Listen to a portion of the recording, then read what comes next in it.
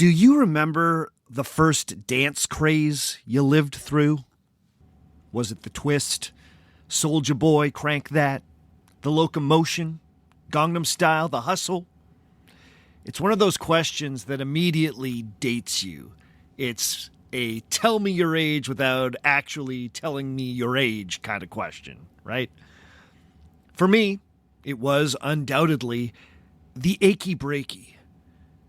I remember at the tender age of 7 being lined up in the school playground with a group of other second graders and being taught the steps of the line dancing craze that had managed to spill out of the United States and was now infecting suburban Canada.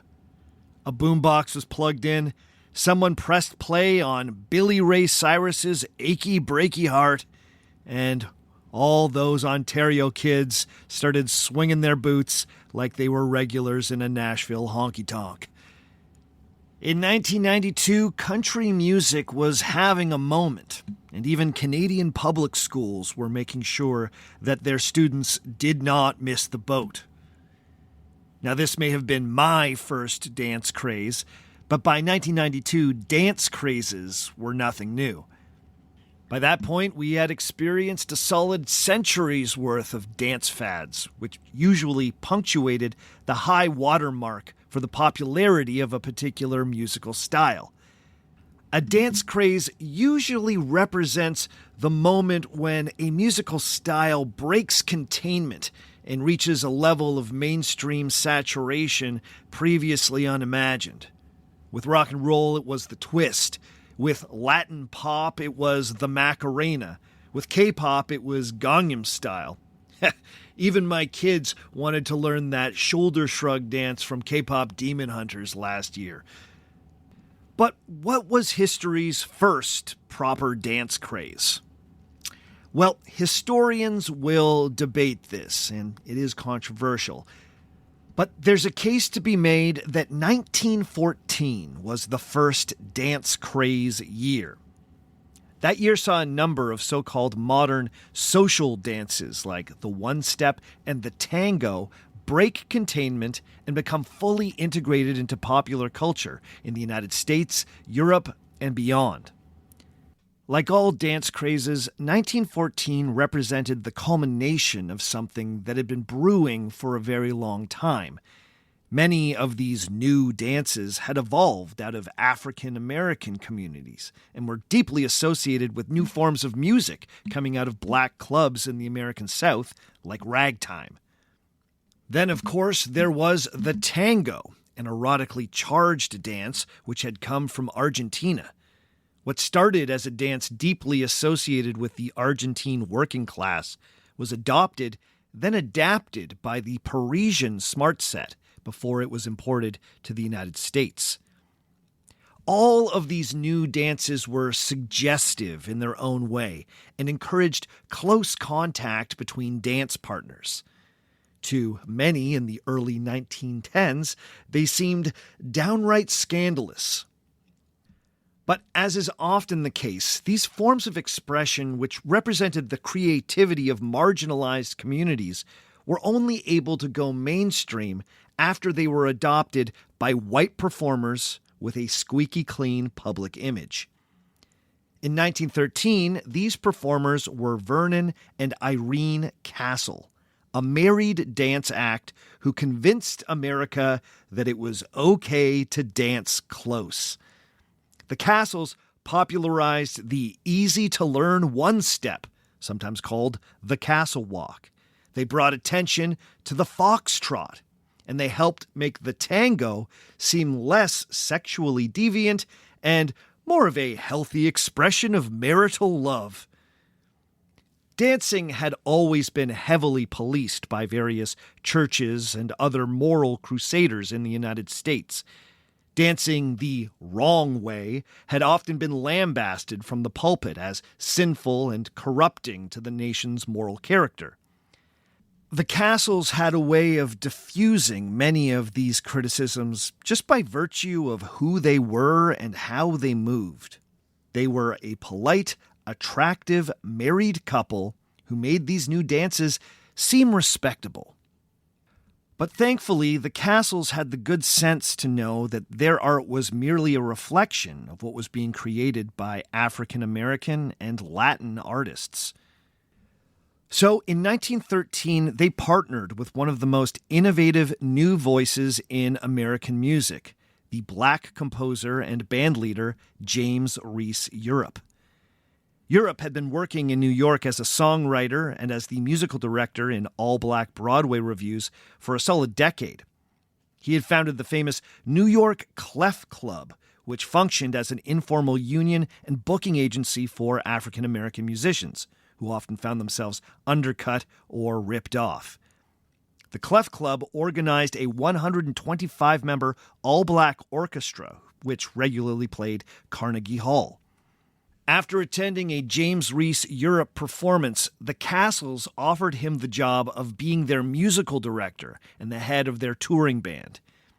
In that role, Europe ended up composing pieces like Castle House Rag, Castle's Lame Duck, and The Down Home Rag. These pieces combined the ragtime sounds coming out of black communities in places like St. Louis with traditional European waltzes and other continental dance musics. It was a novel type of musical fusion, which, with the help of the dancing Castles, ended up taking America by storm. Now, in 1914, racially integrated bands were basically unheard of, but James Europe and his Clef Club band toured with the Castles despite the many prohibitions against black and white performers working together. Many venues balked at the idea of black musicians playing with white dancers. Europe's band were usually kept from riding in the same train cars as Vernon and Irene Castle, nor could they stay in the same hotels. And yet, they persevered. The Castles stuck with the Clef Club band despite an environment that made the existence of an integrated show close to impossible. But they did it, and the songs became some of America's first pop music.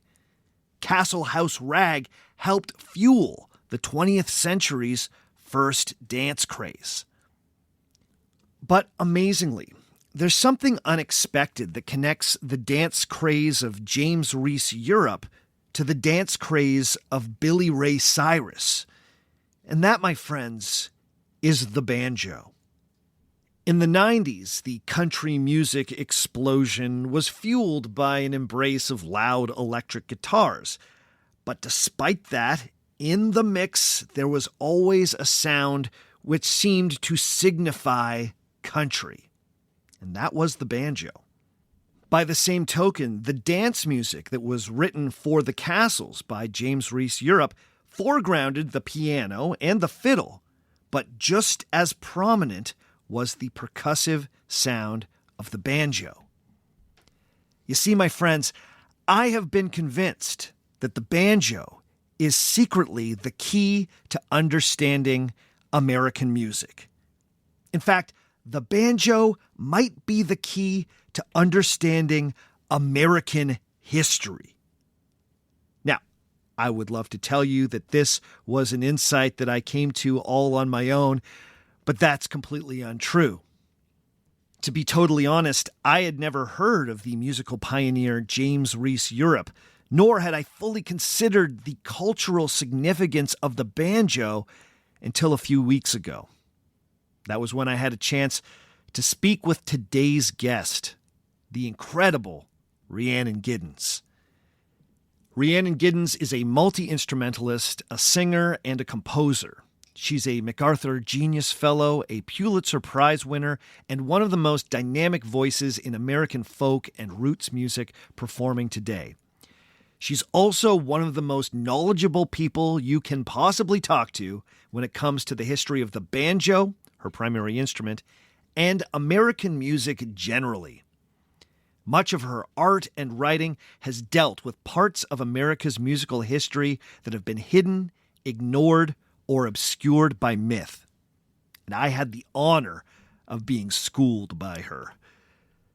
The result was a sprawling conversation about how the history of the banjo provides a remarkable reflection of the United States in all its pain and glory.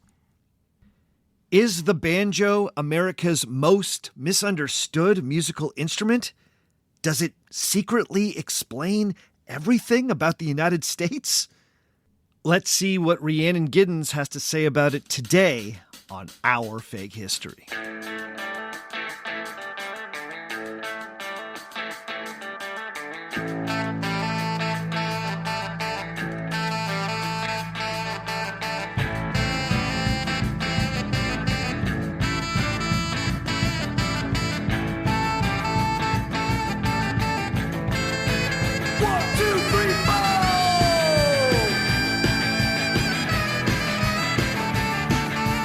Episode number 255, Can the Banjo Explain American History? With Rhiannon Giddens. Hello and welcome to Our Fake History. My name is Sebastian Major, and this is the podcast where we explore historical myths and try to determine what's fact, what's fiction, and what is such a good story it simply must be told. This is the finale of Season 11 of this podcast, and we have something very special for you today. Now, even though we have reached our season break, do not fret, we will not be gone for long. A brand new season of Our Fake History will be back on August 25th, 2026. In the meantime, I will be keeping the feed warm with a run of throwback episodes. These are Our Fake History classics with brand new introductions recorded by yours truly. But if you feel like you're going to be thirsty for some brand spanking new OFH this summer, then consider becoming a patron. Everyone supporting at $3 or more will be getting an extra episode on the new adaptation of The Odyssey that's hitting theaters this summer. You know I love the Trojan War cycle, so I'm very curious to see what Christopher Nolan has done with the Homeric epic. So if you want to hear all my thoughts, then head to patreon.com/ourfakehistory and start supporting at $3 or more a month. That episode will be dropping in just a few weeks after I see the movie.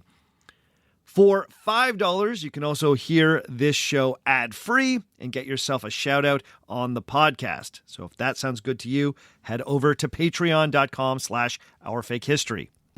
Finally, if you have enjoyed this season, then I would humbly ask that if you've not rated or reviewed this podcast, then please drop a review on Apple Podcasts or wherever else they let you review this show. 11 years into the podcasting game, and let me tell you, the landscape has changed. It's become a bit harder to get the podcast in front of new eyes and ears. An avalanche of new 5-star reviews could do a lot to help out. So, if you've been digging this show and you want to support this podcast for free, then please drop a nice review on Apple Podcasts or wherever else. If enough of you do it, it could really help. Thank you again for listening to the show, for being a supporter, and for generally being awesome. I'm looking forward to catching up with you all again in Season 12. Okay, today, I'm still kind of amazed that you are going to be hearing the voice of our guest on this podcast. My guest today is none other than the remarkable Rhiannon Giddens. Miss Giddens is perhaps best known as an American folk and roots musician and one of the greatest living banjo players we have. But that really just scratches the surface. She's a 2-time Grammy Award winner, a MacArthur Genius Grant recipient, a Pulitzer Prize winner, and the composer of opera and ballet. Giddens has published 2 children's books. She wrote and performed music for the soundtrack of Red Dead Redemption 2, one of the best-selling video games of all time. She was a music consultant for 2025's landmark film Sinners, and appeared as a recurring cast member on ABC's hit drama Nashville and as a music history expert on Ken Burns' country music series on PBS. The list of accolades goes on from there. Now, she said that she has, quote, centered her work around the mission of lifting up people whose contributions to American musical history have previously been overlooked or erased, and advocating for a more accurate understanding of the country's musical origins through art, end quote. In my opinion, she's one of America's most important musical history educators. She's a scholar of American music with a deep knowledge of how America's folk traditions connect to the tumultuous history of the United States. So, how the heck did I get a chance to talk to Rhiannon Giddens? Well, amazingly, she's a listener. She digs our fake history. I know, I couldn't really believe it myself. A few years ago, she started shouting out the podcast on her social media feeds. She pointed her fans towards the shows that we did on Christopher Columbus and Rapa Nui, or Easter Island. So when I saw that she was talking about the podcast, I reached out, and she was incredibly gracious. I ended up seeing her perform in Montreal and then meeting her in person. And not only was she incredibly nice, but she clearly knew the podcast. She was up to date and wanted to talk about the latest episodes. Now, obviously, I was very humbled and honestly more than a little starstruck. In fact, when you listen to this interview, I think you can still hear that in my voice.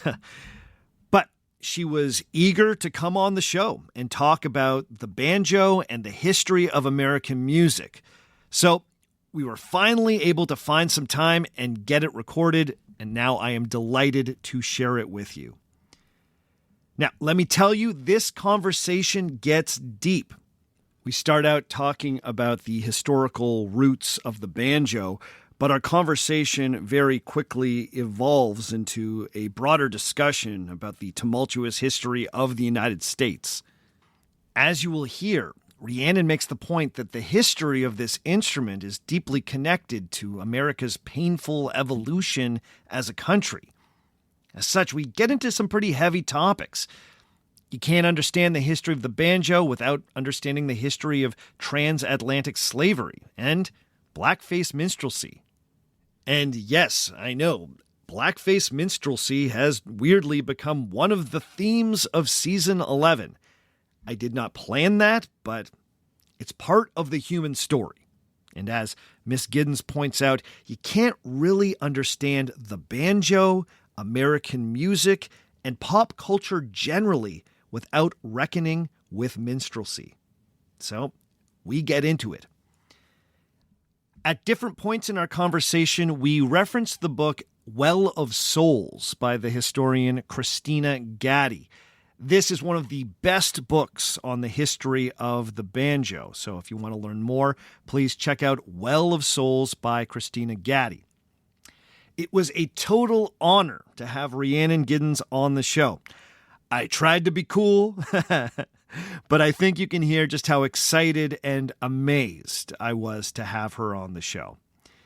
Now, if this is your introduction to Rhiannon Giddens, then keep your eyes open for her recently announced new album, Hope is the Thing with Feathers, which comes out September 18th, 2026. It's now available to be pre-ordered through her website, rhiannongiddens.com. All right, here is my conversation with the great Rhiannon Giddens.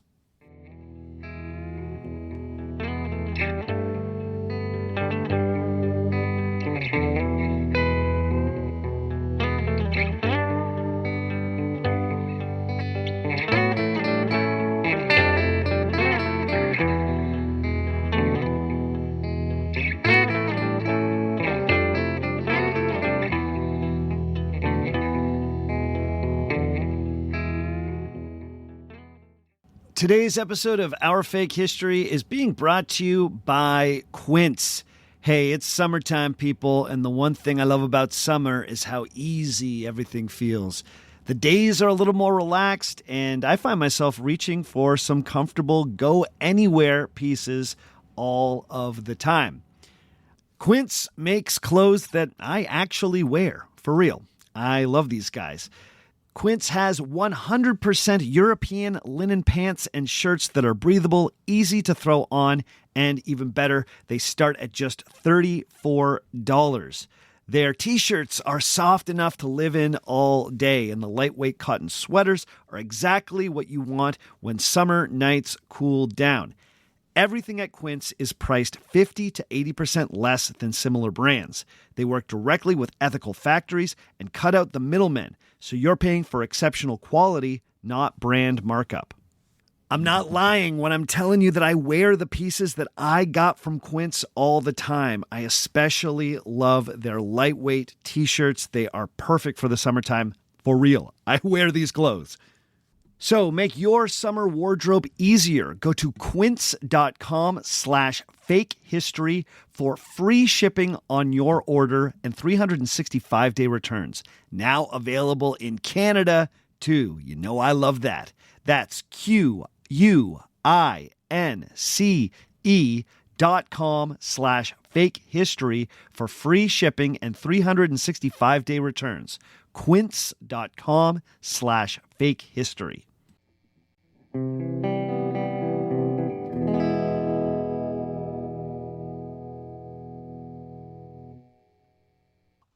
All right, Rhiannon Giddens, thank you so much for coming on Our Fake History today. It's an absolute honor to have you here. Um, I'm really excited to have a conversation with you about the history of the banjo. So just thanks for being here. Oh man, I'm so excited. I listen to your podcast all the time, so it's a little surreal because I'm so used to just, hearing your voice in my headphones, as I do whatever I'm doing while I'm listening to all the good stuff that you have out there. So it's cool to be here. That is super nice. It's actually more surreal for me that you are out there with my voice in your ears. But yeah, I'm so honored that you're here. But there's a lot to talk about. I've been digging through some of the sources you actually recommended to me about the history of the banjo. And I've started looking at all the things that you've sort of said about this topic. And where I wanted to start was you said before that the true story of the banjo is the story of how America came together. And I love the idea of the banjo as this like skeleton key to the true story of the United States. But because this is our fake history, we can't start with the true story. We have to start with the fake story. So, what do you believe are the misconceptions about this instrument? Well, man, I think it's really how I got into this work completely is the finding out about the banjo. So I was raised in North Carolina, as a child of the South, a child of mixed race parents, and would have just assumed what everybody else knew, which was the banjo was invented by white mountaineers in Appalachia, and it was a rural instrument, and it was an instrument of hillbilly music, and then became into country music. And my uncle was a bluegrass musician, so I would have grown up hearing bluegrass. And I wouldn't have really challenged that. I mean, I watched the Beverly Hillbillies, and there's that Right. famous theme song. Everybody knew about Deliverance and that terrible, the dueling banjos and that terrible storyline. And so that was just my experience, Mhm. and never really thought about it until I became interested in the banjo. And that came about as an adult. So I heard the clawhammer banjo. And so we'll get into this, the differences between how the banjo is played, but it's a more sort of rhythmical style and it's dance music. And I was like, what is this? This is amazing. I've never heard the banjo sound like this. But I thought I had to ask permission, Mm. to come into this music because of those stereotypes, because of the myth, that it was this white instrument, and that, even though I was even half white myself, like I still was like, oh no, I gotta kind of like dance into this very, very gently. And then I discovered the truth, which is that it is an African diasporic instrument. And I was like, wait a minute, what? Yeah. because, myths are powerful things. And, I've discovered other things that were myths, about American history and a lot of them through your podcast. But the thing about the banjo as a myth is that it is a 180-degree myth. Mm. And that's what makes it so fascinating and so um, just kind of the doorway to the rest of the story. Because for me, it was not enough to be like, okay, this is a myth. It's why is it such a backwards myth? Like, why is Mm. it so turned? And then in whose best interest is it that we Hmm. believe this? So that's really like just the puncturing of that myth is really the beginning of everything for me, as an embodied academic, whatever you want to call Hmm. me, um, because it's so drastically different. It's Hmm. not just a slight myth. You know what I Sure. mean? It's like a massive myth, and it's an Yeah. enduring one. It's one that we still hear about. It's one I'm still, we're still fighting. I'm still getting questions about these things, and I'm just like, really, are we still? But it's powerful, and there's Yeah. reasons we can get into, but Yeah, that's I like that concept of a 180-degree myth, and so I assume what you mean is that uh, the idea is that this has nothing to do with Black America, and in fact, it has everything to do with it. exactly. Like far from asking permission to walk in, it's like, oh, it's actually lineage. You know what I mean? It's Right, like it is something that is part of my ancestral whatever. And I mean, this is still even that is simplistic, in right. terms of what is black, what is white. We have to discuss these things too, Yeah, yeah. Well, It's I want just to get into all that. Yeah, well, yes. let's start at the beginning of that lineage. Take us back. What can you tell us about the earliest iterations of this instrument, the proto banjos? Where did they come from? How did they evolve? Well, the thing is that the most current up to date, scholarship is saying that the banjo is an American invention, that it is an Afro-Caribbean invention, right? Mhm.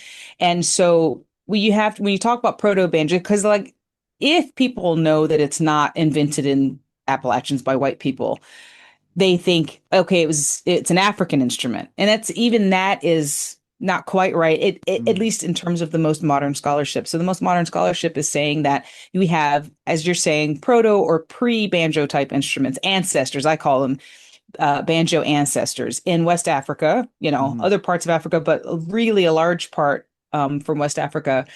And you have things like the akonting, you have the puchundu, you have the ngoni, you have all of these kinds of lute type instruments that are kind of all over the place and are still, being played some have died out, some are still being played in rural areas, some are griot instruments like the ngoni. But Mm.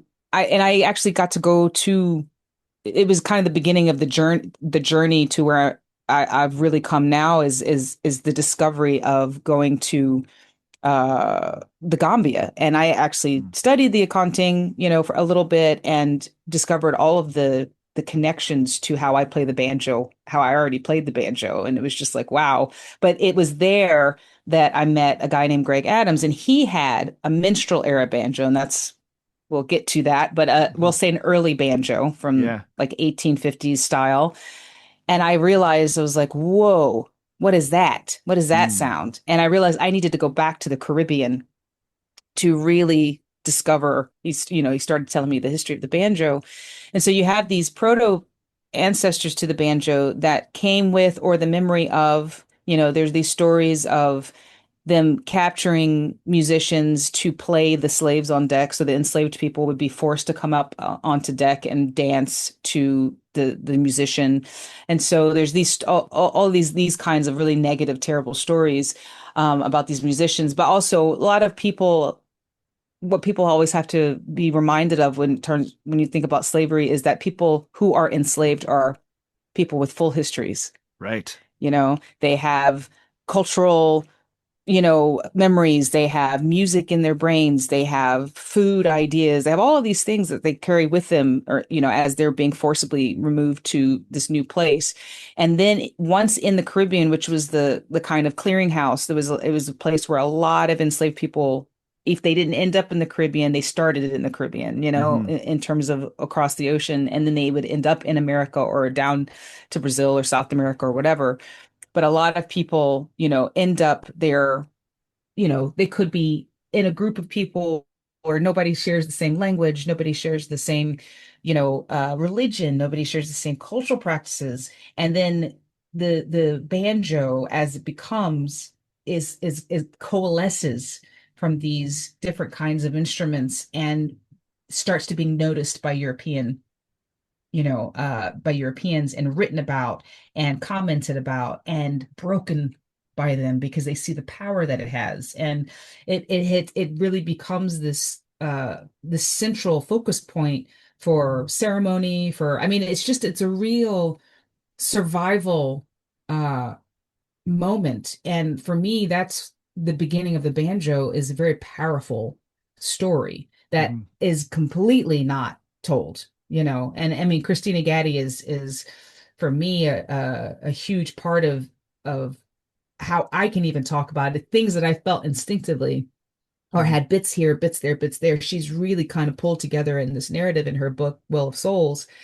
And it really, when you start thinking about the banjo as an African diasporic instrument around which people who were living through hell, right? Because the slavery in the Caribbean is worse than anything you can imagine Hmm. that's happening in the US, you know? Um, they're living through this horrible thing. And this instrument, which is called the banza, the banjar, the merrywing, the strum, the whatever, it's got three strings, it's got four strings, it's got five, it's got, it's kind of becoming itself, and is known to be an instrument that is causing disruption, Mm. you know?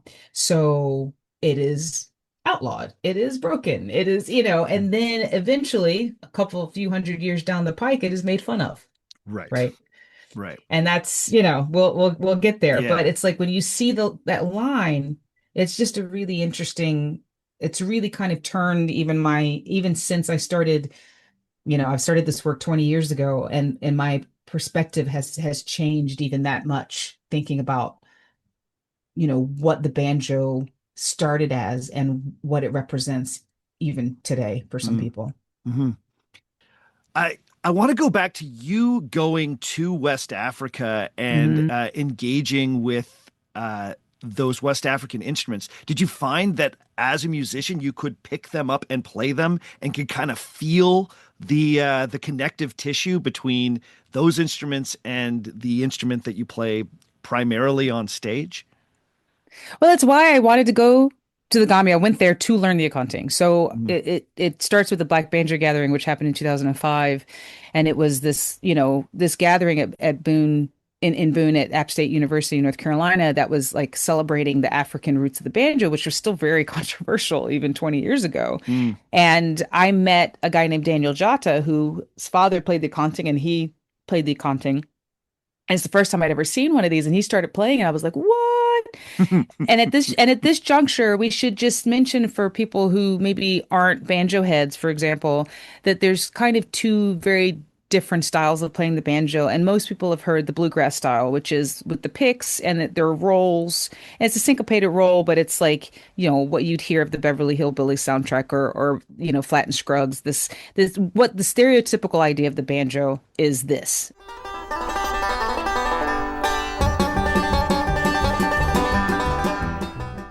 Is Mm. bluegrass, And the other style is the older style. Now, there's different styles in addition to these, but these are the two main kind of pillars. The other one is often called clawhammer, but older terms would have been frailing or knocking or these kind of things, stroke style from the 1800s.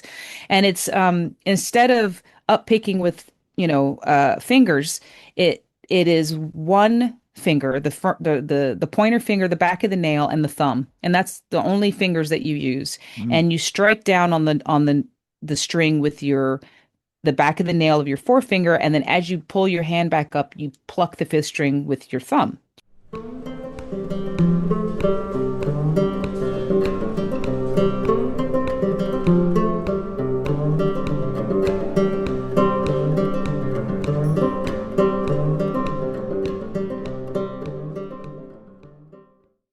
And so everything else derives from this basic motion. And so it's a very unusual way of playing an instrument. If you look at plucked instruments or if you look at stringed instruments around the world, most of them are plucked or played with a plectrum. Only a few are played in this way, at least as far as I found, and all of them are in Africa.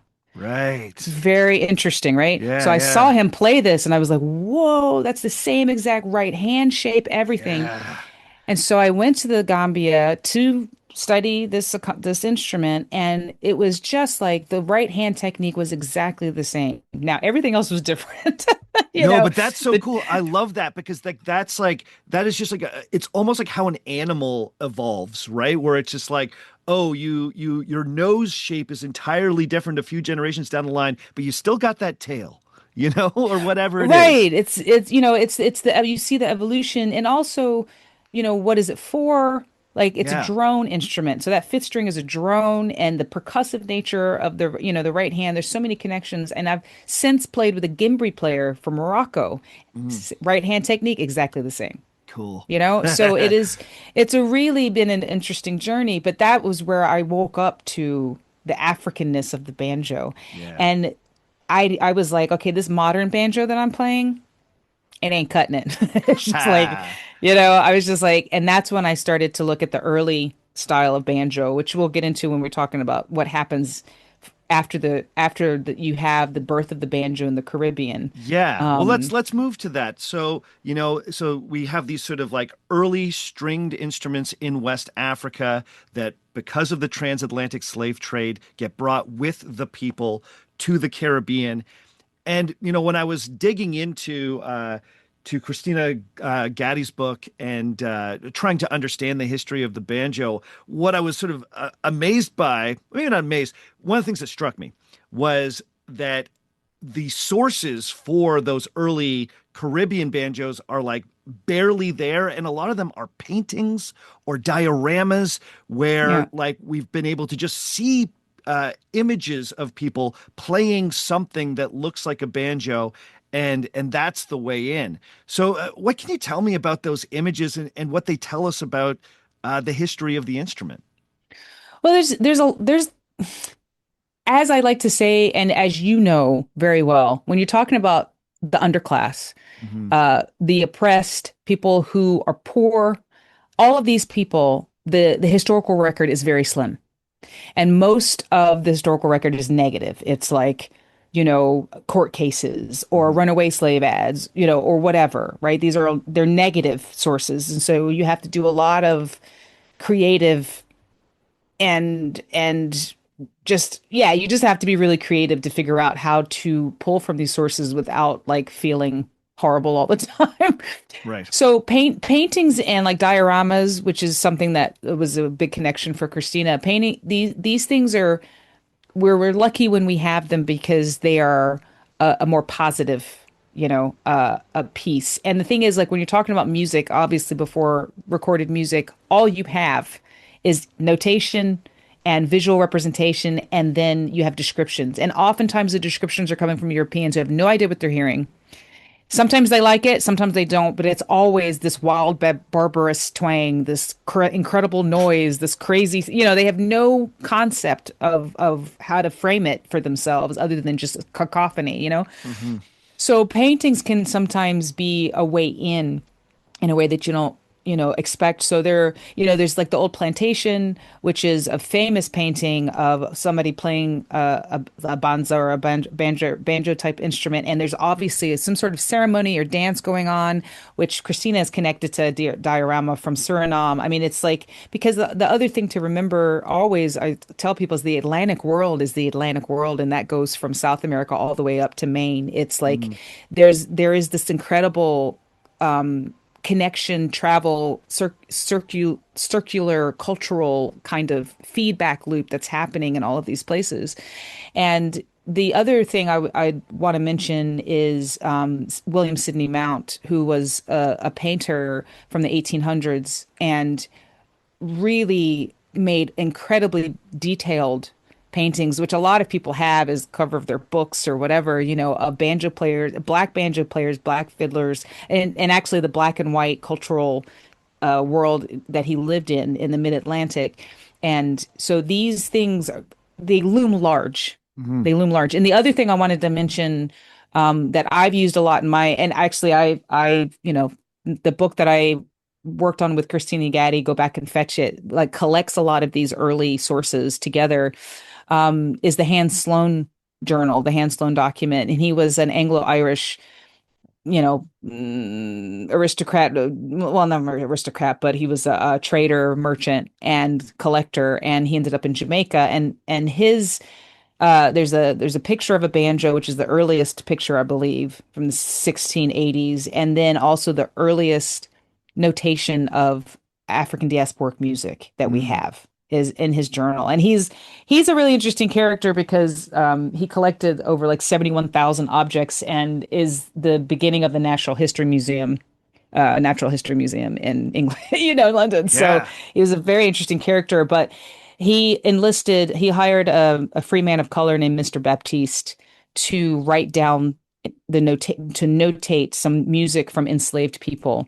And Wow. I even suspect that they were Islam, they followed Islam because he says in the document, when the bass note is played, you clap your hands and say Allah, Allah. And I'm like, Oh, wow. what else can that be but Allah? Right. Yeah. So these are because also people forget that I think it's like 1/5 to 1/4 of, it varies people, their approximations of people brought over the, the North and South America, from Africa were Muslim. Right. So, like this is all of these things that complicate the narrative, Yeah, but yeah. Oh, yeah. No, well, I mean, but this. yeah. You've said before that it is sort of like a soup that kind of creates this music, and I mean that's an amazing example of it. And it's also like there's a spice that most people are like, well, clearly this has nothing to do with Islamic music. Well, sure enough, the earliest notations suggest that maybe it does. Yeah, and I think that's powerful to know, and that's why the archives are so important. That's why it's so important for artists to engage with the archives. I included the first line of one of those notes, one of those melodies that Mr. Baptiste writes down is the beginning of the overture of my opera Omar, which is Mm. about an enslaved Muslim man who's Hmm. brought to North Carolina. So this is the way that we can make the archives Wow. these little tiny bits, when you consider the thousands and millions of Africans brought over and how we'll never know most of their names or their the songs they knew or the dreams that they had. We have these little bits and pieces, so they kind of, become outsized, but I'm happy to have them, it's that's why this work I think is so important. That is so cool. This is why I love it when like artists are history heads. Because Yeah. it rescues those things and makes them live, you know? Yes. And Yes. so, man, I think that's the coolest thing. I love that. I always like to Uh, say I think I'm the performing arts arm of, of academics. I'm the one. I'm like, write your book and then I'll read it and I'll make a song out of it. And, you yeah, know. obviously that's a big part of your art, but like, not to get too off what we're talking about here, but as someone that's seen you perform, I don't feel like I'm at a stodgy history lesson at one of your shows, right? It feels Well, really alive. It feels really exciting. It feels really emotional. And I'm someone that digs the history of it too, right? Like, I'm a history nerd. But I don't feel like your shows feel like a lecture, They it feels like music. It feels fun, you know? well, that's good. That's the goal because we want people to keep coming back. So Right on. Yeah, totally.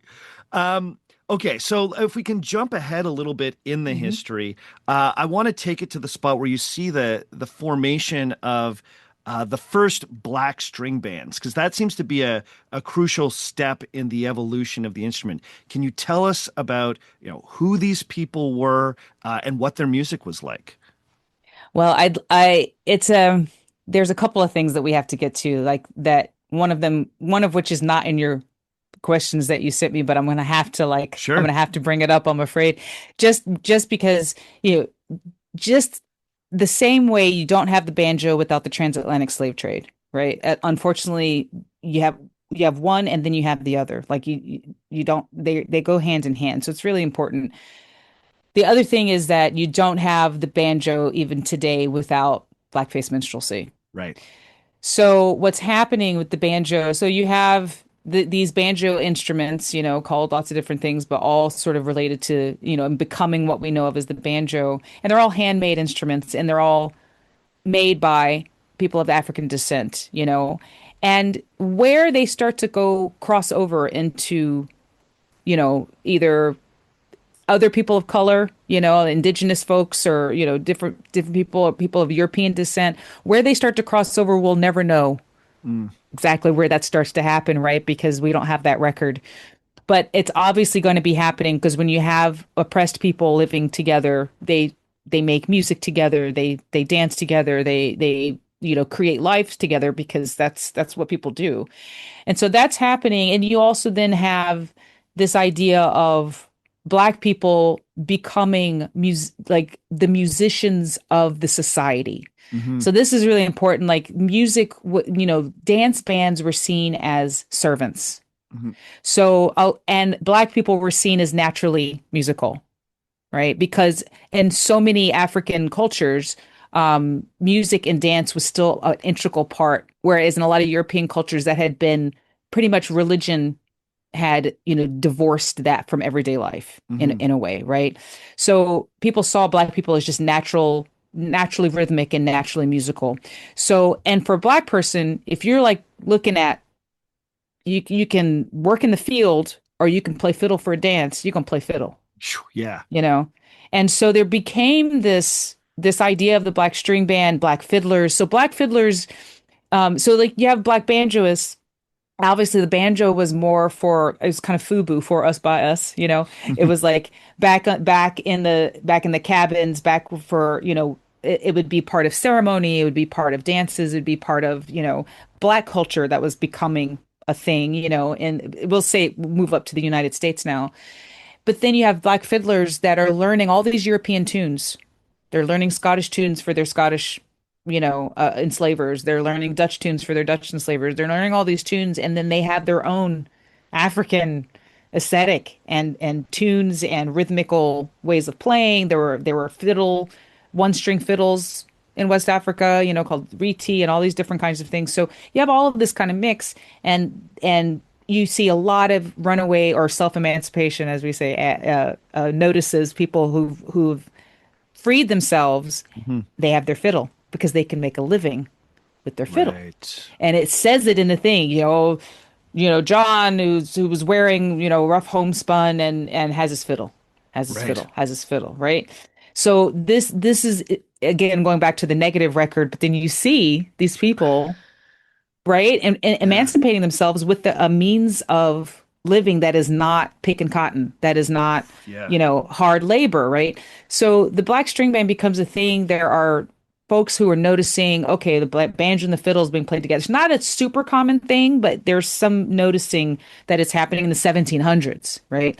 So you don't get full scale movement to European descended cultures, white culture, whatever you want to call it, until really the 1800s, in terms of what we know. Like everybody talks about Joel Sweeney as the first white guy to like popularize playing the banjo on stage, which is what you can say is the first one that we know of. And at some point, there's a technological movement from gourd banjos. So these would be instruments like much more related to the banjo ancestors. So there would be, you chop a gourd in half, you stretch your animal skin over it, you got a stick, you got gut strings, and you got a banjo. And not anybody, but like you can make your own banjo, right? In this way.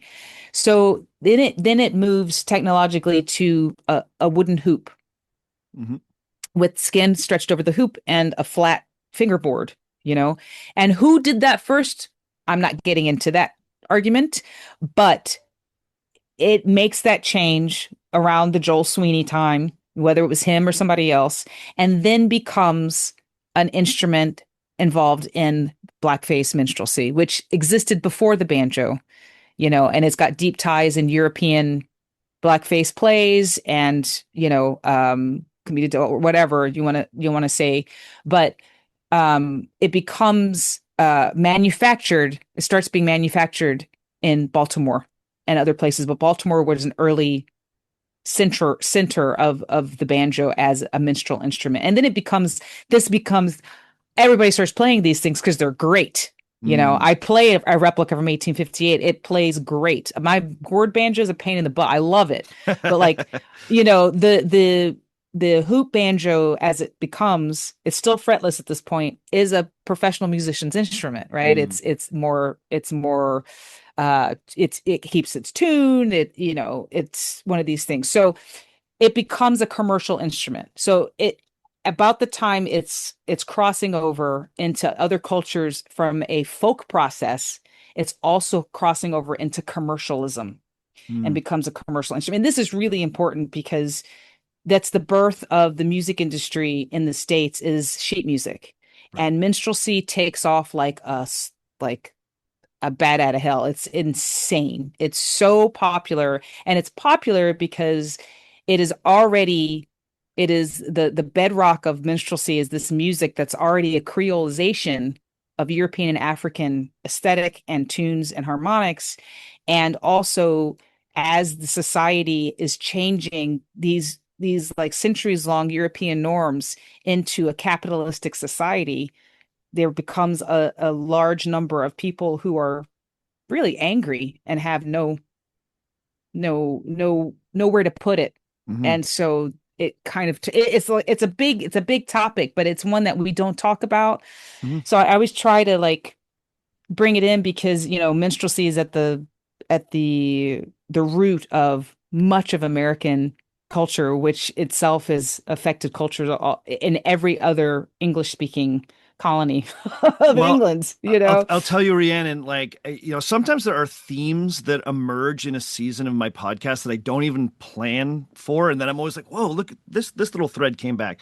And for whatever reason, this season, blackface minstrelsy has like appeared as this like kind of this ghost that's been haunting this season. It came up when I talked about Henry Box Brown, and because listeners of the show will know that his style of performance, and abolitionist, being a black abolitionist, had this like really performative style that many worried was sort of bordering too close to the most popular form of entertainment that featured black people at the time, which was minstrelsy. And then we just did a look at the Dreadnought hoax, which that involved. was fascinating. Yeah. Oh, I'm glad you like that one. Yeah. But I really I took a lot of time to think thoughtfully about how do you address people just sort of really casually doing blackface in the British context.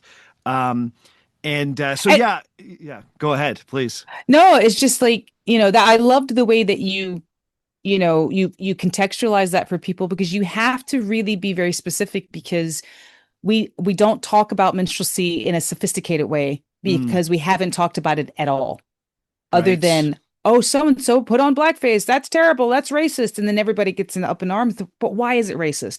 Why is it Hmm. terrible? Nobody can say, other than it's offensive. But why is it offensive? And how long has it been offensive? And why are we going to talk about that and not talk about the fact that Mickey Mouse has white gloves on? You know what I mean? Like, why? Sure. Right? So it's just Yeah. like it is for me. It has been I just keep beating the drum of we have to understand, and also we have to understand how global minstrelsy was, Hmm.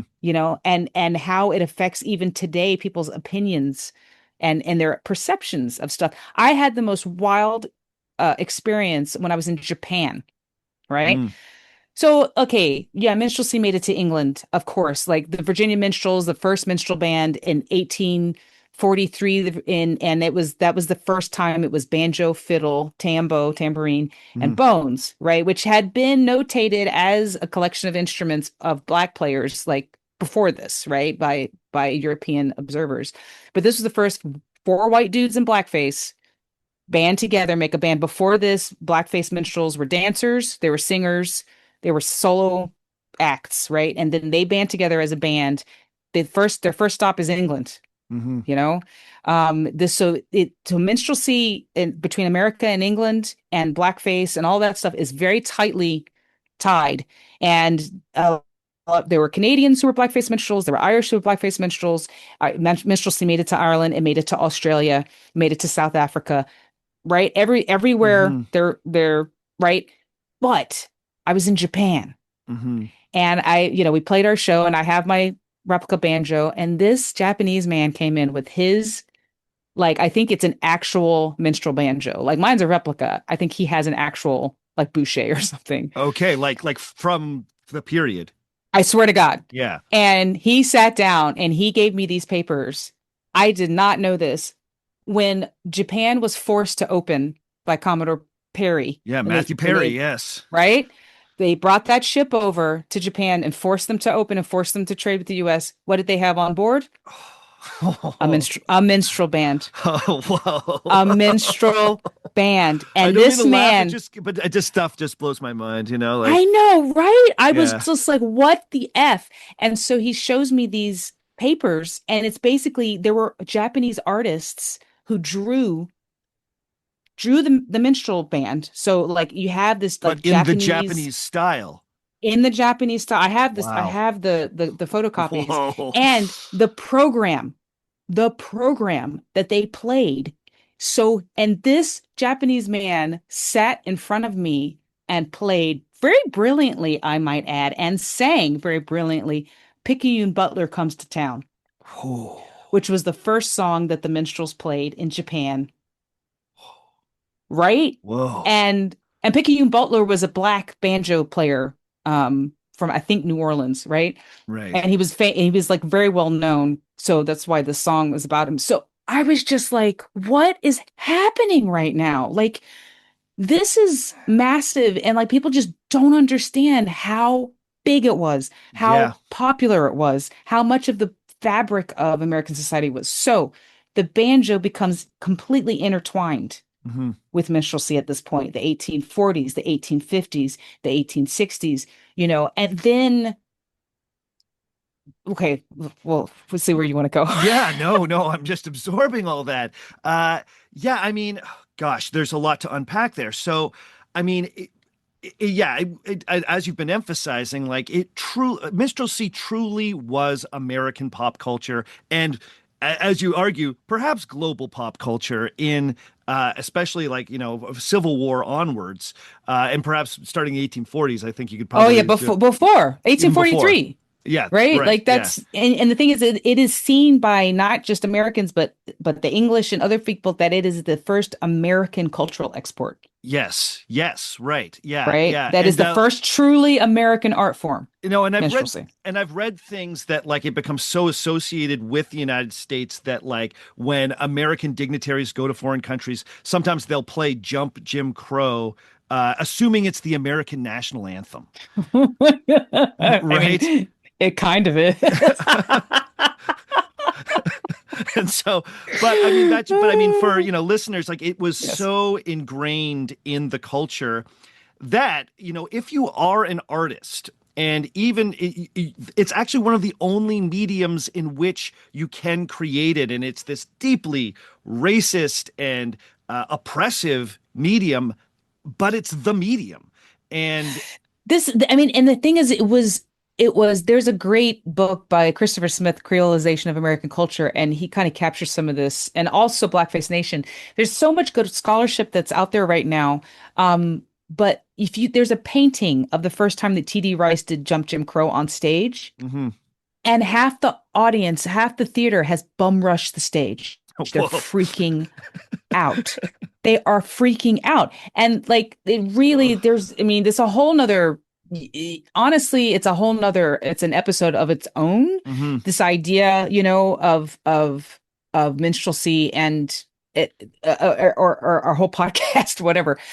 But like there's so many layers of what's going on with this. There's working class mask work, there's racism, Mm. there's commercialism, there's all of this stuff going on all at Mhm. once. There's this creation of American culture and the creation of American culture around the black white dichotomy, Hmm.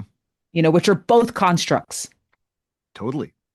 right? So Yeah. minstrelsy is codifying all of this into this product that Hmm. becomes at the heart of the American music industry, And you one of know? the things I find myself really fascinated with, and I know that this is something that you've addressed in your work, are especially post Civil War, black musicians that want to express themselves, they want to be artists, and they feel like the only way they can do it is through the medium of blackface minstrelsy. And it's like, so you've got real black artists who kind of have to, or feel like they have to anyway, engage with that medium.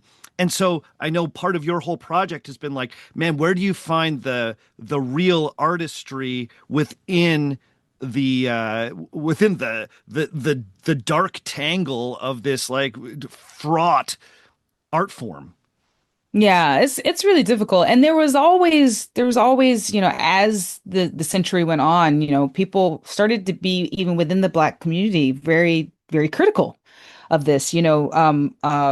Frederick Douglass was like very Yes. critical of minstrel shows, and but he was also very pro like European European music. So it's like it's very complicated. But it was for a lot of people the only way. And the idea of having your banjo and putting on a show, like I would certainly do that rather than go, pick sugarcane. I mean, Hmm. it is hard to judge these people when that's all they had, Hmm. and that Hmm. was all they were allowed. And then black minstrelsy becomes subversive in a different way, and it become, it's like it's a whole topic, Hmm. in and of itself, Hmm. really. But the banjo, we'll come back to the banjo. The Yeah. banjo, is its life as a minstrel instrument. It's there's always several things going on at once in history, as you know. It's Hmm. never a clean narrative. It's never a Hmm. clean one way this way. So the banjo is spreading around, as a folk transmission and also commercial transmission. Because there's people who say, well, people learned from just the minstrels coming through. It was like, well, that was happening also and also. Hmm. People are sharing tunes as, and learning how to make banjos, and and there were like up to 20% of people in Appalachia were black. I mean, Hmm. before the Great Migration. So like there were black people everywhere, and there were people who knew black people everywhere. So there are all of these ways that it's being transmitted, but it becomes part of this feedback loop of minstrels who are writing songs or stealing songs. Who Hmm. knows which is which, and they're traveling around, and people are learning stuff from them. They're taking stuff from the people, and it's very hard to know what is what. And that Hmm. is the emblem of American music right there, Whoa. is that relationship between the folk and the commercial aspects, between the white and the black, forcing everybody between the two, forcing everybody into that dichotomy so that brown disappears, Mm. so that indigenous people disappear, so that, whoever is not fitting in that has to choose or try to figure out how to fit into one of those boxes. And it becomes this very much of a false Right. kind of Right. idea, but the people, if that's the only way to make a buck, you're going to keep supporting that, you know? Right. And, I know you've looked before at sort of like, a spot where a lot of like some of the most amazing music is made are these sort of like loose spaces where groups who are often kept apart actually get to interact. Yeah. I mean, it's like, it is a crazy America. I'll just say specifically United States. I mean, when you consider where there's people from all over the world, like all of a sudden in the same spot. Hmm. You've got Irish people and people from the Congo, like Yeah. dancing for eels next to each other. And then all of a sudden you have a challenge dance, and you have like the idea of the jig becomes a black dance. Hmm. Like that's why you see so many things like, Negro jigs become a thing, Hmm. you know? And it's like the creative juice is coming from culture, is coming from history, is coming from these people who have nothing but like their bodies and their talent. But it then becomes commercialized and commodified. The thing is about the banjo is that most people have the idea of the banjo is just it's a hillbilly instrument, and Hmm. that's it. It doesn't exist anywhere else. And it's like the banjo had this whole life, even outside of minstrelsy. So like minstrelsy like the banjo becomes less and less important for minstrelsy as the 1800s wears on, and that minstrelsy becomes this big extravaganza, and the banjo is more of a prop, Yeah. and the banjo itself becomes, a an instrument with kind of a lot of different lives. So it starts getting picked up by like the SS Stewart Company starts making banjos in the 1870s or whatever. And the idea is to uplift the banjo because up until this point, like outside of blackface minstrelsy, the banjo is also the emblem of Black people. Hmm. It's like you'd see it in paintings, it's up on the wall of like, Victorian morality when, in terms of after emancipation, you see the banjo connected to the idea of blackness kind of everywhere. Mm. And so people start, white people start playing this thing. It gets frets, Mm. because like the early types of the banjo are more closer to the African forebears. There's no frets. It's got a deeper sound, and then it starts becoming more Europeanized, and a tool to play more European types of music, which means harmonic motion, which Hmm. means you need frets so that you can play chords. So then you get companies starting to the capitalistic game of how many different kind of banjos can we make, and Mm. also the idea of uplifting the banjo and making it, fancy, so that like Sure. middle class people play, so that you can play it in your parlor. Mm. And so they start experimenting with lots of different kinds of banjos, which is what happens with mandolins. It's like it happened with viola da gambas, like all of the different kinds of like families. You have people who are experimenting with stuff. So you have like the banjarine, which is like a shorter banjo. You have the piccolo banjo, you have the cello banjo, you have the bass banjo, you have the plectrum banjo. So, and these are starting to be used as like banjo orchestras. Mm. Like every Ivy League school had a banjo orchestra at one point. There was a banjo orchestra in Wellington, New Zealand, a ladies' banjo orchestra. I mean, it's just fascinating. This is like turn of the century. Hmm. Um, and so in like 1910 or 12, I can't remember, there was a craze for the tango that came in to by the castles. The Irene and Vernon Castle were like the most famous couple dancers around. And they were white, and their band leader was James Reese Europe, who was Black. And that was a big deal. That was a really big deal. James Reese Europe was an incredible musician and composer and band leader, and he was leading the Clef Club, and he was kind of like creating this idea of the kind of upper crust Black musician. Like we have, traditions we have, and he was proud of the banjo, so he used the banjo in his bands. So there became a four-string banjo that was called the tango banjo. And so it was used in this tango explosion, this tango music that just like took America by storm. And along the way, it got morphed into tenor banjo. Okay. As far as I understand, that's how, because like you go, how did one turn into the other? Because the tenor is not in the tenor range, the tenor banjo. You know what I mean? Oh yeah. Um, right. And it's a very versatile instrument. And, James Reese Europe is using it in his band. And so it becomes like it becomes an instrument used in the sort of nascent forms of jazz that are happening in like, in New Orleans. Well, New Orleans is a slightly different story of the banjo, but it's used in a lot of the early blues and jazz recordings because it's loud. Mm. Like when you hear it, it's like the early recording technology was such that you needed something loud. The guitars were not loud, Yeah, famously, and yes.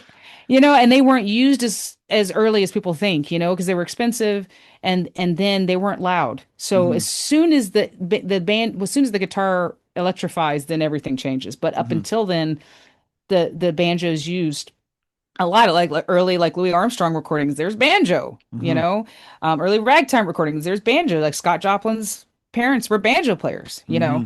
So it's integrated in all of these also early styles of other musics that are kind of coming out of the sort of the soup of Hmm. early American music. And it is like in New Orleans, there were guitarists that start picking up the banjo because it was loud and it was becoming part of, the music. And then the guitar electrifies, and overnight, as I think Don Vappy said, overnight banjos are in pawn shops.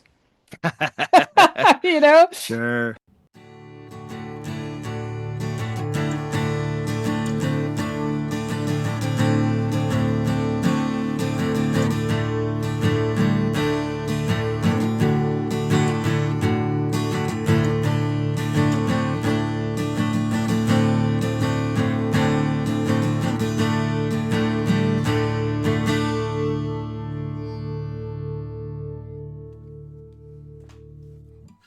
Today's episode of Our Fake History is being brought to you by Shopify.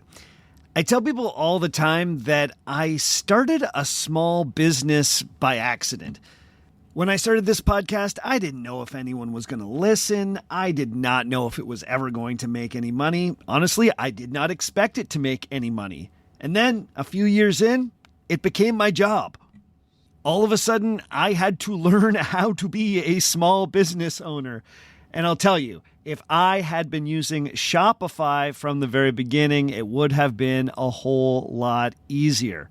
Shopify gives you tools and templates to get you a stunning website up and running where you can sell whatever you might be selling. These tools allow anyone to open a beautiful storefront that reflects their business while also being user-friendly to all potential customers. Shopify checkout means more customers actually buy, and returning ones can do it in a single click. Because their information is saved in one place and can transition across any Shopify storefront, customers are more likely to complete that sale, and you're more likely to hear. All you need is the idea, and Shopify handles the rest. If you're serious about hearing your first, start your free trial at shopify.com/fake today. You heard that right. Start your free trial today at shopify.com/fake. That's shopify.com/fake.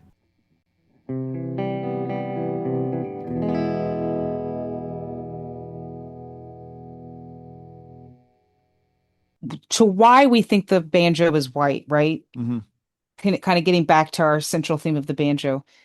This is what goes into it, right? So this idea of pushing back against the quote unquote jungle music of jazz and blues. Right. So Henry Ford was a big proponent of this. He was very, I think Hitler had a picture of him in his office. Like Henry Ford was a terrible person, a terrible person. And he was very into pushing back against like finding this white ethnicity, this pure Americana, this idea, like untainted music, untainted by blacks and Jews, right? Oof, yeah. And so this is really John Powell, like the first, one of the first folk festivals. I mean, he was very much in this vein of Black people do not exist in this music. The idea of this Mart Karpeles and Cecil Sharp, who went into the Appalachian Mountains and collected these ballads that were descended from English and Irish ballads or whatever, and like he was magnificently racist. Like if he heard that there was some musicians and it's in his diary. He's like, we hauled the machine all the way up the mountain. If they weren't inwards, and we had to come all the way back down again. It's just like, so what is not recorded is not remembered. Right. And that's the choice of like, I will not record you. Exactly. So that's the choice of how, like, collectors of folk festival organizers, of fiddle competition organizers, right? Like, so in some areas the best fiddlers were Black, but they weren't allowed. So you or the cabinet makers who were the first label, the record labels, because they were the ones making the Victrola, the cabinetry that it all went in, right, the machines. And so they're making records to sell to people so that they'll buy the machines, right? So they're going into there and they're like, well, okay, well, white people play this and Black people play this, and so if you're a Black banjo and string or fiddler and you want to get paid to go record for the recording machine people, and they're like, what blues do you know? Right. Even if you don't know any, you're going to learn some. You know what I'm saying? So it's like, oh yeah. And if you don't get recorded playing country music, then how do people know that Black people even played it? Right. And this kind of goes to that kind of, want to talk about dichotomies, the early recording industry that's like, well, any piece of music created by a dark-skinned artist is going to be race music. And any type of music recorded by a poorer white person, that's hillbilly. And then famously in the 1940s, they're like, well, let's do a slight rebrand here. And now this is country and Western, and this is R&B, and we are still living with those categories. We're still living with it. And it was like, it was a massive thing. There were these brothers, I can't remember their names, but they were actually they were white and they were put on a race record and Sure. they sued Columbia because they were Mm, like, it's going to mess up our chances of getting in vaudeville if people think we're black. Like right. this was had major ramifications for people, you know, like it's the ridiculousness of how race has shaped how we look and think and talk about music and the banjo in particular. So the banjo is the relic. So what we think of as the only thing that the banjo is actually just what's left, Mm, right? mm-hmm. Because it used to be everywhere. It used to be in all walks of life. There were people in parlors playing banjos. There were people in the country playing banjos. There were people in Australia playing banjos. They were like the banjo. There were all these different kinds of banjos. There was, you know, and then bluegrass explodes, Right. right?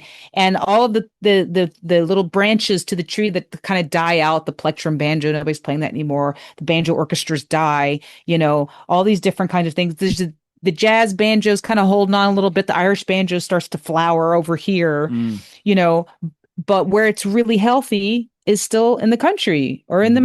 mountains. And then you have the Appalachians, say, for example, the Great Migration, millions of Black people leave the South. Right. So they leave the banjo behind because, Mm-hmm. like, if you played the banjo as part of your corn shucking and you're in Chicago, ain't no corn shucking in Chicago. Sure. You know, so there's all of these things going on. And then, of course, there's the negative stereotypes that surround the banjo. And the thing that must be mentioned is that when you think about hillbilly music itself, that is in a way to take the agency and the power from people who live in the Appalachian Mountains because who wants that resource? The American Mm, government, mm-hmm. right? Mountaintop removal, it's a big issue, right? And also, where were some of the places where, like for example, in North Carolina, the last state to join the Confederacy, there was a hotbed of blue in the mountains because they were like, we don't have plantations here. Mm-hmm. Like we don't want to fight for this. We don't want to send our people here. So Mm. it's like, how do you take the power out of something? You make fun of it. So Right. you have like, okay, come to the state, come down to the station and play your music, and people show up in their suits, their one suit, their nice dress, you know, because that's what you do when you're poor. You show up and the best of what you have because that's like you fought for that, you paid for that, and you know, and they go like, well, here's your hay bale, and here's your, you know, here's your black out your tooth, and Oh here's your, no.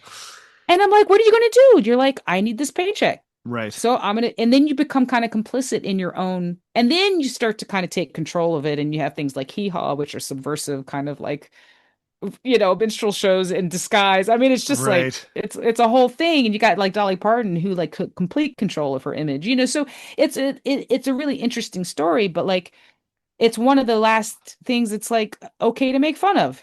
It's like think about the Simpsons, you know. It's like Sure. everybody talks about Apu, but like, can we talk about the hillbilly family, Sure. the white Yes. trash Yeah. family, you know? Cletus So the slack-jawed yokel. Yes. yeah, Yeah. it's Yeah. horrific. It's Mm-hmm. horrible. Like these are my people. Like my like I was on the Finding Your Roots show, and Mm-hmm. like poor, poor white people. Like Mm-hmm. all the way, it's like turtles all the way down, like on my Right. dad's side. I mean, it's Mm-hmm. just like, and it for me, I'm proud of it because I'm like, people fought for what they had and they struggled and it was a hard thing. And like, look, here I am, Mm-hmm. you know, Mm-hmm. like, don't make fun of that.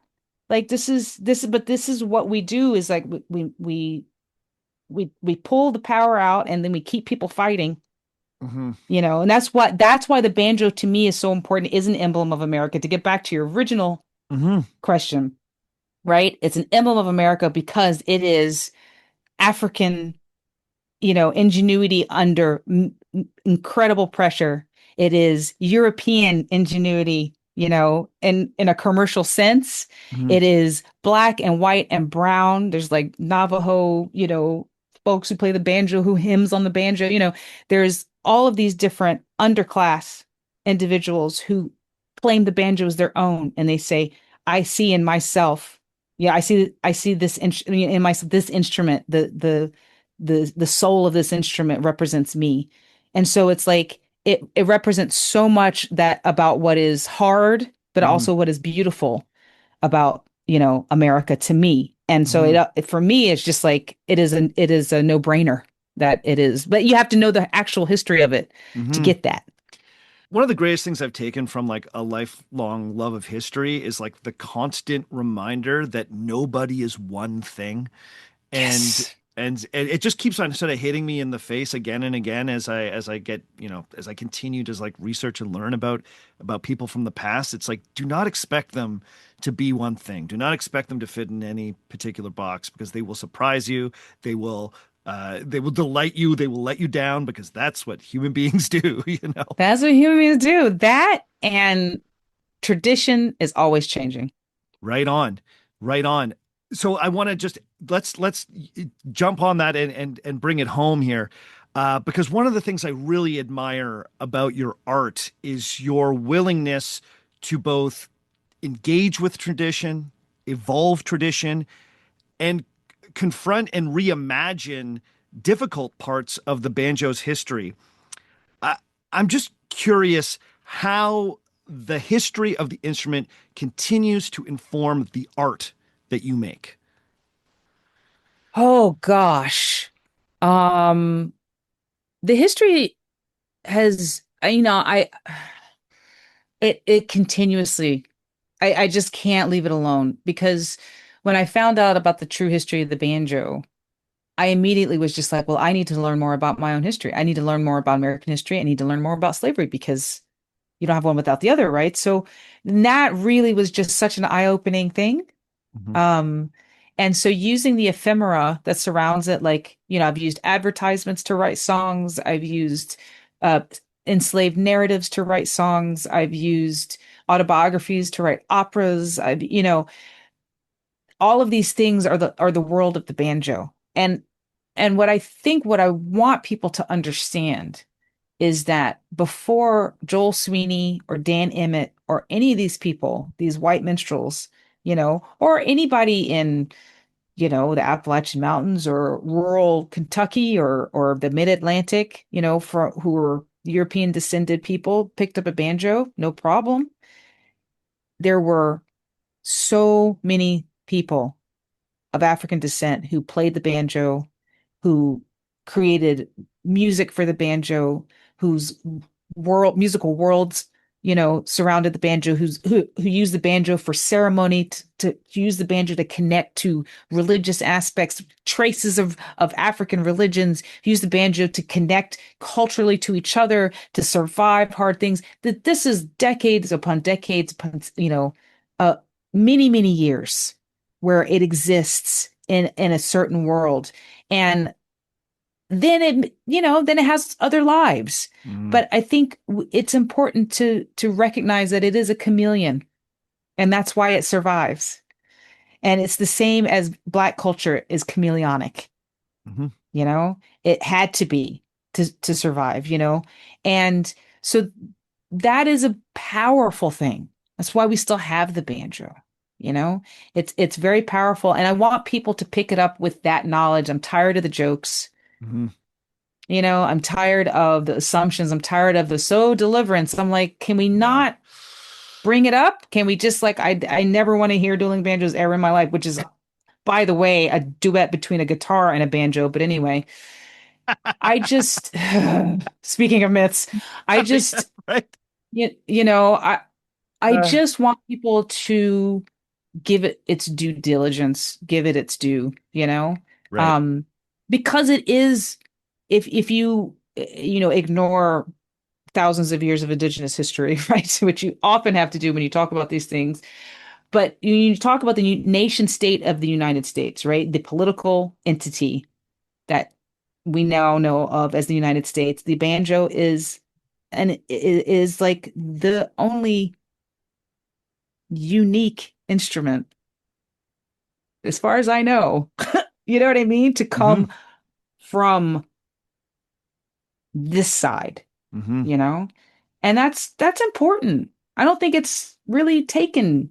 I don't think people really understand that almost. Like it's a really important fact, Hmm. I think, you know? Hmm. I mean, maybe there's another one that I don't know, but like I just think it stood for America for so long, Hmm. you know? I don't know. I think where people can engage with that is at a Rhiannon Giddens show. I mean, And that's what we hope. yeah, no, and again, I think what you do in your performances is so powerful and so fun.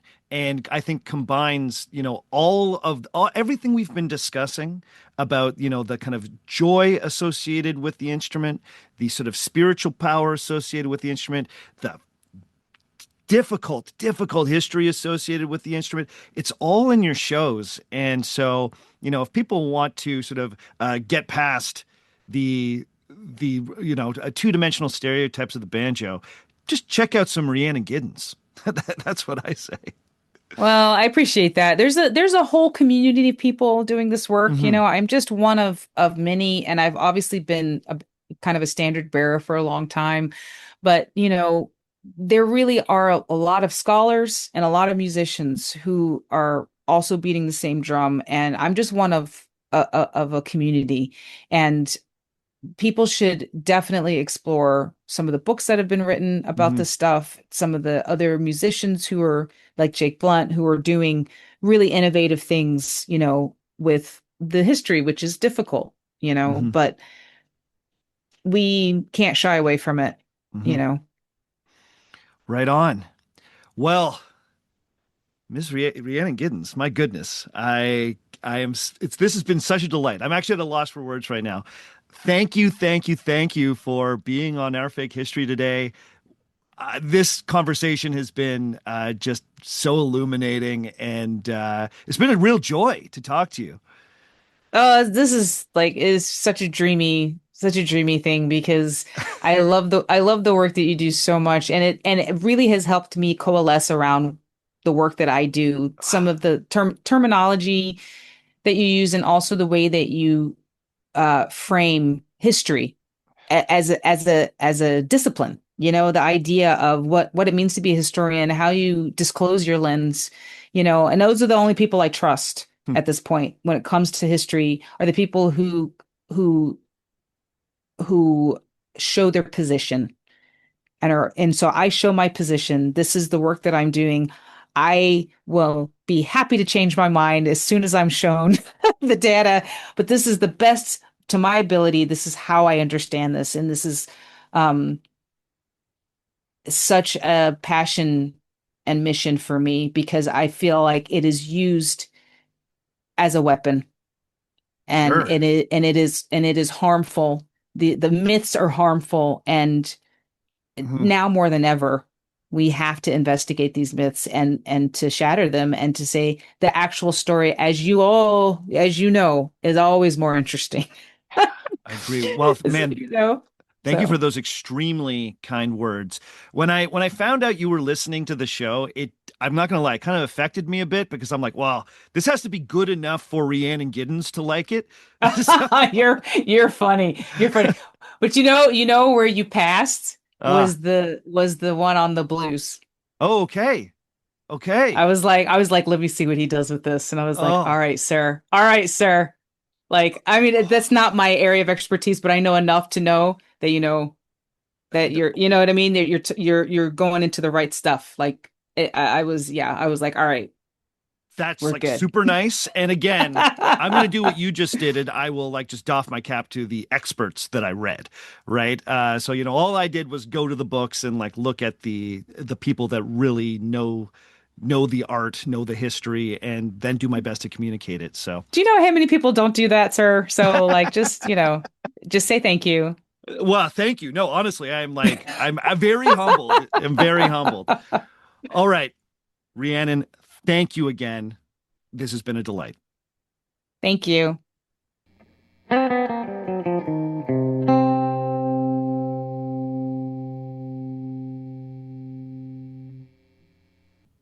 Okay, that's all for this week, and that's all for season 11. Holy moly, what a great conversation with Rhiannon Giddens. Thank you again to Miss Giddens for coming on this show, for being so generous with her time. I'm still kind of tingling from that one, and I'm still kind of amazed that she's out there listening to this show. Rhiannon Giddens' next album is called Hope is the Thing with Feathers, and it's out September 18th, 2026. I will have a link to her website in the show notes. You can go to that site and check out all the tour dates for Miss Giddens' upcoming tour. Even though this is the end of season 11, there's going to be lots coming from me very soon. There will be throwback episodes with brand new introductions starting to drop in a couple weeks. And patrons, keep a lookout for the new episode on the Odyssey, which will be out as soon as I get a chance to see the Odyssey. Before we go this week, I want to give some very special shout-outs. Big ups to Cassandra Ash, to Jenna Thompson, to Heather Gilson, to Deborah Davidson, to Dave, to Dominic Nathan Dolder, to Steve Monday, to Snackub, to Skin and Blisters, and to Emily Smith. All of these folks have decided to pledge at $5 or more every month on Patreon, so you know what that means. They are beautiful human beings. Those folks will all be getting my new episode on the Odyssey when it comes out. They also get access to the ad-free feed and a warm, fuzzy feeling that comes with knowing that you are supporting this podcast. If you want to support us for $0, then quick, go write a review of this podcast at Apple Podcasts or any other space that allows you to review the show. If enough of you review the show all at once, it can help get the podcast noticed. If you want to get in touch with me over the summer, please send me an email at ourfakehistory@gmail.com. You can find me on Facebook, facebook.com/ourfakehistory. You can find me on Instagram at ourfakehistory. You can find me on TikTok at ourfakehistory. You can find me on YouTube at ourfakehistory. You can find me on Blue Sky at ourfakehistory. I am absolutely everywhere. As always, the theme music for our show comes to us from Dirty Church. Check out more from Dirty Church at dirtychurch.bandcamp.com. All the other music you heard on the show today was written and recorded by me, except for those little banjo playing clips, one of which came to us from Rhiannon Giddens. My name is Sebastian Major, and remember, just because it didn't happen doesn't mean it isn't real.